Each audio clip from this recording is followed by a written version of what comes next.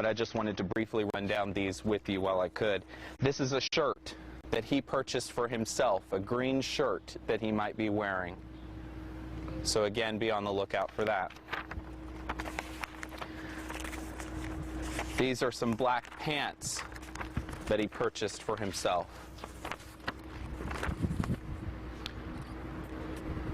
Again, black pants here.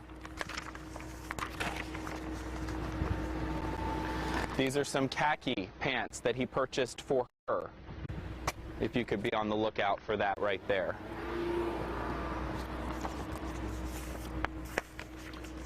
He also purchased this girl's underwear for her. Maybe someone would see this wrapping at a campground or on a piece of property that they might own. He bought her this nail polish. This is nail polish that he purchased for her while he was at that Walmart store, shortly before picking her up at school. Another nail polish. This one is a sparkly green that he purchased for her, as you see here.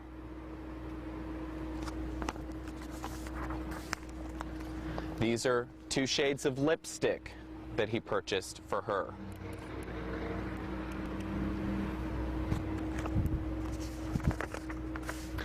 This is a child's camp chair that he purchased for her.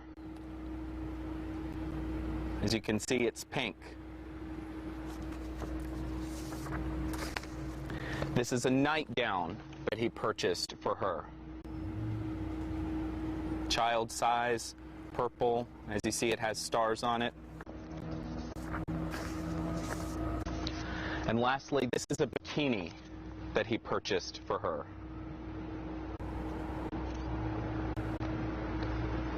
And again, I'll do my best to send those to you in digital form so that you're able to have those in a more suitable process for broadcast. Bear with me if you would for a moment. I also want to let you know that I'm in the process right now of uploading to YouTube some additional surveillance video from the Save-A-Lot store. As you know, the information we've been able to gather is that Gary Simpson went to the Walmart, made these purchases, then proceeded to the school, picked up the child, and then went off to the Save-A-Lot store with her and did some grocery shopping. We are going to release some surveillance video. We prior released some video. This is some better quality video that we now have been able to gather, and so I'm hoping to put that on YouTube and have that to you shortly. We continue to receive a lot of tips. The vast majority of the tips that we're receiving at this point are, I saw the van. And we're running into an issue with a lot of people who say, I saw the van, it was yesterday at this location, or I saw the van 4 hours ago at this location. Yes, that information is helpful. We would encourage you to be judicious when communicating that to TBI. However, we need to know if you see the van immediately. And again, we issued some pictures late last night of what that van looks like. It is not a Dodge minivan. It is a Dodge conversion van. It has a pretty unique window pattern on the back and all sides of that vehicle. Also, be sure to be on the lookout for the license plate. It has an easy-to-remember part, GPS. So we would encourage the public to tuck that away in the back of their mind. Just keep remembering that the license plate features GPS. Should be pretty easy to remember. If you spot that vehicle in front of you, by all means, do not call 1-800-TBI-FIND. Call 911. It is absolutely critical, if anyone sees that vehicle, that that information get to law enforcement as soon as possible. Any questions at this point? Do you know how many officers you have on the ground right now, or who are working the case? I don't know a total, but suffice it to say we're talking dozens, if not more, of law enforcement officers, both from local, state, and federal agencies at this point. There's news outlets in Idaho that are reporting that they have spotted the van. Right, I saw that on Twitter as well. We have no confirmed sightings. Right now, that is sort of falling into the category of so many of these rumors that we've been hearing over the past few days, where it is, I think I've seen them, but it just hasn't panned out to be them at this time. When does the Amber Alert go to other states? There's no such thing as a national Amber Alert. There's been a lot of talk about that. And Tennessee and the contiguous states will only issue an Amber Alert if there is verifiable information that the child is actually in one of those states. So because we know she was in Tennessee, that's why it's an Amber Alert here. But we don't know that they've been to Virginia, North Carolina, or Kentucky, which is why there are no Amber Alerts there. But I will tell you, we've communicated the information to those clearinghouses for missing children in those respective states. Suffice it to say, everyone across this southeast region, and increasingly the nation, knows who this girl is and knows to be on the lookout for her. There's been a lot of groups and people taking the search for Carlie into their own hands, Sure. conducting own searches, things like that. Are things like that helpful? Do you encourage Absolutely. Absolutely. We would certainly encourage people, if they feel like they want to just make a lap of their property or they want to organize a search and do it on their own and let us know if they find anything, by all means. You know, once we're in a position where we have some verifiable information about where they may very well be, we are going to do everything in our capacity to search that area. So if people want to just volunteer to do their own sort of searching, by all means. the weather moving in later today, some storms, Sure. things like that? They may still be with that band, but it's becoming increasingly clear that they're very likely in a remote or campground kind of area. Will that kind of weather, do you think, either hurt the search, or do you think it could possibly force them out of an area like that? It's just hard to tell. You know, the weather will certainly have an impact on this. We're not, for example, going to be able to do any kind of air searching if the storms come in. We haven't done a whole lot of that at this point. We reserve the right to do so as we develop information, of course. But yes, the storm may prove to be something that forces them out of their isolated area if it becomes severe enough. Of course, we would hope that to be the case. Maybe they get on, you know, 31 or 11 or a major highway and someone around here is able to see them. That might just be the thing that breaks this wide open. Hundreds and hundreds of tips we've received. It only takes one tip. That's the thing that people need to remember. The phones are ringing off the hook at TBI, and we appreciate that. But it only takes one tip. It only takes one person seeing something that does not sit right in their stomach, and they pick up the phone and call, and it makes all the difference. And we believe that could happen today. That's what we're working toward. That's what we're hoping for today. Are there any specific targeted areas? Not at this point, no. We have no information that they're in Tennessee still, but we have no information that they're not in Tennessee still. So we're still continuing to pursue any and all avenues, believing that quite literally they could be anywhere. We're on day 7 now. Any chance that they could have switched cars, maybe ditched that van somewhere and they're in something else? It's always a possibility. We don't have any particular information to that effect. Josh, Yes. you said you're hopeful that you're gonna, today's gonna be the day that Yeah. you find. Are you hopeful every day, or is there a particular reason to be hopeful today? You have to be hopeful every day, because to be honest with you, this work can get discouraging when our folks are just spinning their wheels and continuing to pursue leads and hundreds of leads and nothing's panning out. That gets difficult, and it wears on investigators and it wears on folks in law enforcement. But at the end of the day, this community is holding out hope. We are as well, because that is the driving force. The driving force for us is to get this girl home as quickly as possible. And to that effect, let me say something directly to Gary Simpson, and I'm going to start doing this at all of these briefings because there's a good chance he might just be watching the news. Gary, if you're out there, we would encourage you to do the right thing. You have the capacity to turn this whole thing around for the sake of your family. And so we would encourage you, bring Carlie home. There is nothing that has happened in the past few days that cannot be discussed and can't be worked out. Do the right thing. Bring this child home for the sake of your family, for the sake of this community, for the sake of this entire state and this entire region that continues to pray for you and your family, and most importantly, this little girl. Bring her home. And Josh, realistically, this guy is probably running out of money. You know, I can imagine he probably froze his accounts, and if he didn't, he could probably track where he's getting this money. So where is he getting to the point where he might be desperate? Is there like a desperation that might be looming? I certainly can't speak to his mental state, but you're right. He does have limited resources, and so that factors in as well. You know, later today, and we're still having conversations, we may be in a better position to disclose some of the items that he purchased at the grocery store as well.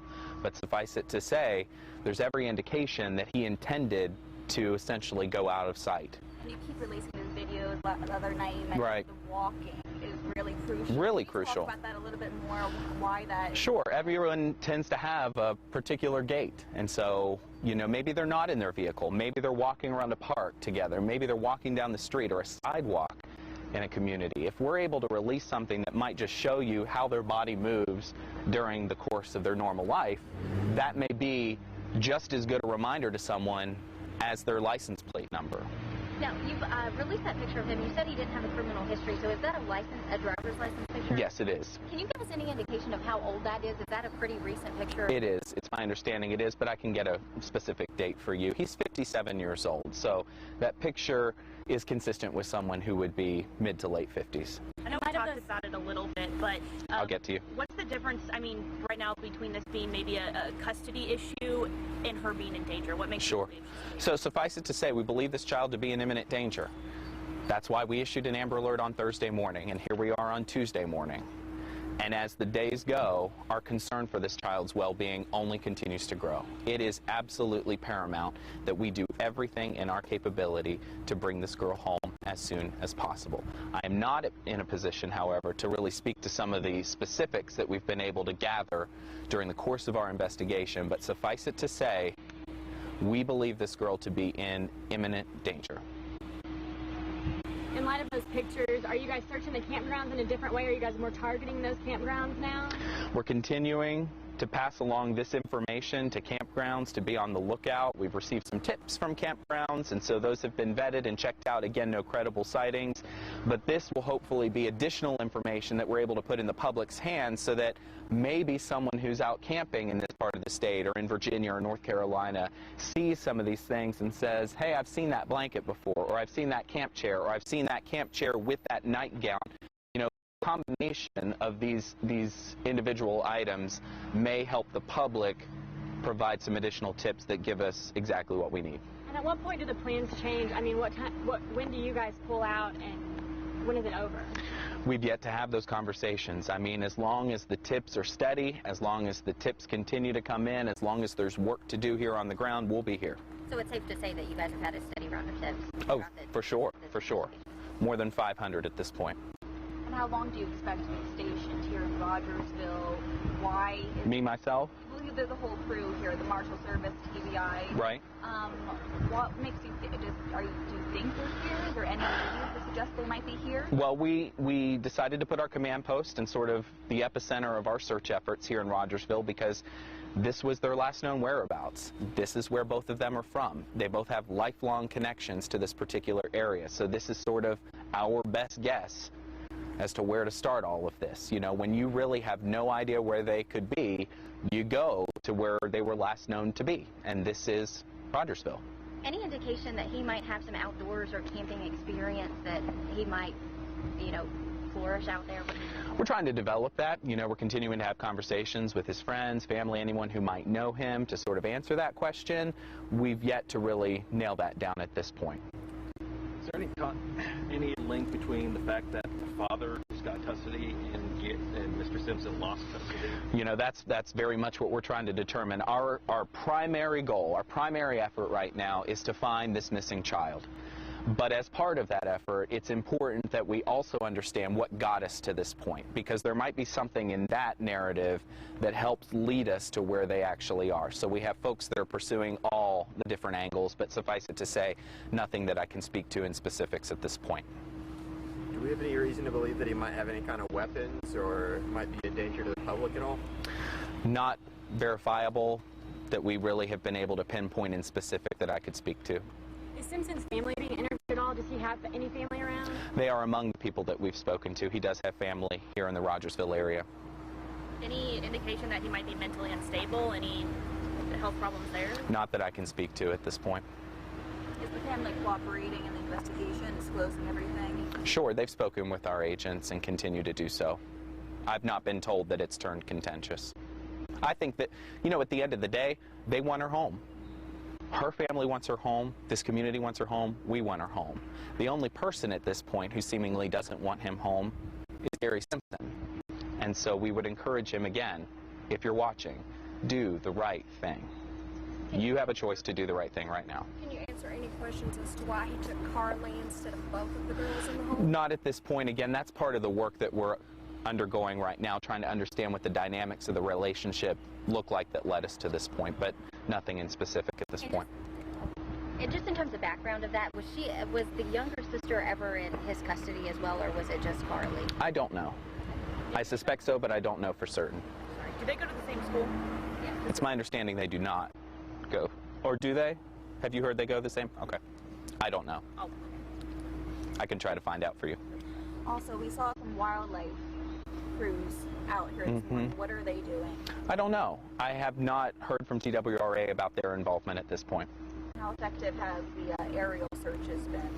Aerial searches are very difficult. As you know, I flew in here to Rogersville last night, and I can tell you we took a few minutes while we were up to do a little bit of searching, and it is extremely difficult, as you can imagine. I mean, this is a very rural, very densely wooded area, and so consequently it's hard to get a look to the ground when trees are in full bloom like they are right now. But there and again, if there's reason to search a particular area, you better believe we'll put up a plane, we'll put up a helicopter with the cooperation of THP to do what we need to do. What's the role of the Marshal Service? Why did they get involved? How are they Sure. helping you? The Marshal Service came alongside and are assisting us with intelligence gathering, fact gathering, helping us to put all the pieces together. It's additional manpower here on the ground. And you're still in contact with federal agencies as well, with the FBI and those kinds of... Absolutely.